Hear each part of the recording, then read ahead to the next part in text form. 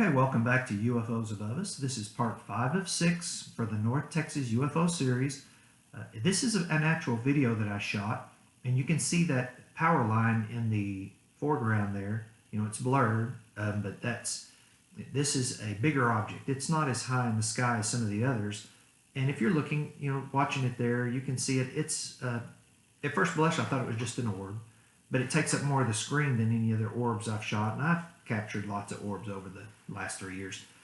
This thing, to me, it was kind of fluctuating between the color kind of a yellowish white and the color pink. It was kind of bouncing between those two. And it also almost gave the appearance to me of either some kind of a flat object rotating or maybe even wings pulsing.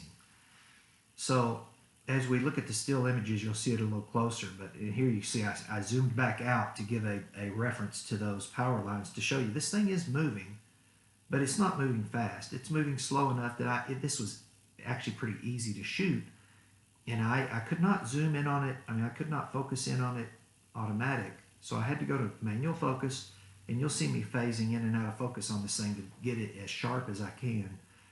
But what I've come to the conclusion after viewing hundreds of individual frames from this, it's not that I wasn't able to focus on it, it was that the image in whatever this thing is was changing.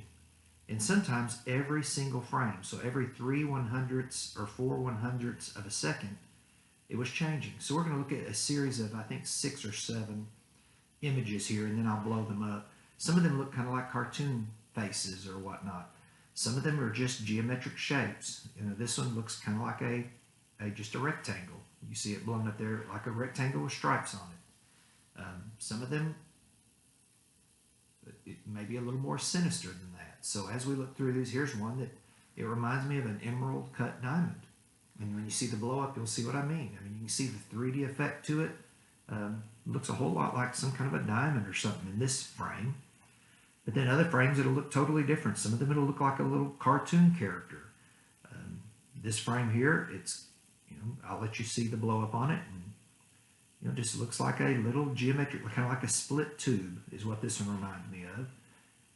So every frame's a little bit different. This one, to me, kind of looked like a face. And you'll see them on the blow up. So these are just a few of the frames. Obviously, in a 45-second video or whatever it was, they're at 25 frames a second. There's thousands and thousands of frames, and I didn't have time to go through all of them. Now this one's a little more sinister. If you remember my follow-up to the moon video, this reminds me a lot of one of the images I pointed out in that video, minus the structures on the either side of the object. So take a look at that and see if it doesn't remind you of something we already looked at. Again, I have no bias in this. I'm a scientist and a photographer, so I don't try to manipulate what I see or hide or show you anything. I just show you representative samples of what we see. Now this one reminded me of a cartoon character, like something you'd see on Saturday cartoons as a kid. So it runs the gamut, and I'm trying to share you just what I see. I can't tell you what this thing is. It certainly doesn't look like a weather balloon or plane or any of the logical man-made explanations. So I'm just going to wrap up by doing my shout out to a YouTube channel called Ann's. She does great work, especially good editing. So check her out, and above all, keep watching the skies.